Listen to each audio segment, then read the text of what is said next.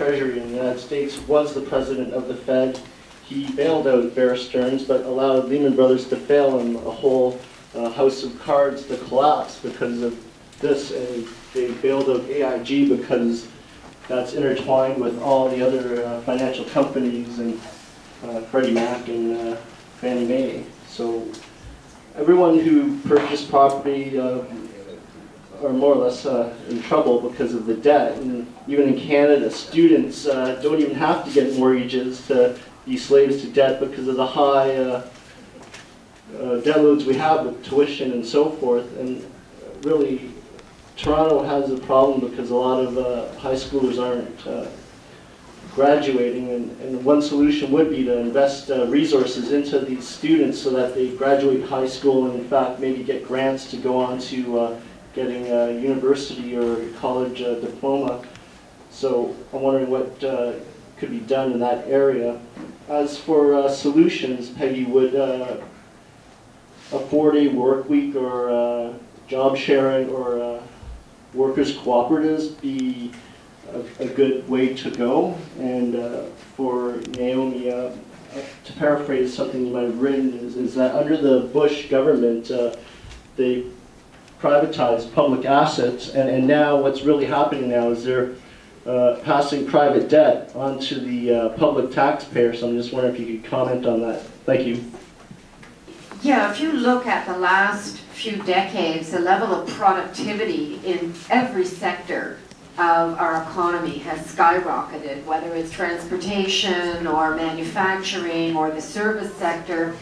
That productivity has increased dramatically, and yet we have a situation where people are working longer and harder, in many cases for the same or in some cases less pay than they were before. And it has been a battle around work time. There was this theory a while back about the leisure society, that technology was going to bring a leisure society. We'd work a lot fewer hours to be able to support ourselves. But that was before this ideology around deregulation. So we're competing in this race to the bottom to see who can work for less pay in longer hours. Of course it would make sense as we go through this economic crisis to share the available work, and we have negotiated work sharing arrangements. I don't think they're actually supposed to be allowed under EI, but we've done it in some cases to share work and then supplement people's income with EI just to keep people engaged in the workforce. But over firing pregnant women and stuff like that. Well, there's been a massive attack on labor standards. That's ridiculous. I mean, I remember a few years ago where there were service sector workers who were working for no wage but just tips on the job. I mean, you can't get lower than that than working for free. But there has been for workers in Europe, for example, who bargained a 35-hour work week, which was a breakthrough. And they have been forced recently to walk backwards on that. So it's again, during an economic crisis, those who wanted to undermine past gains in any event have been using this as an opportunity.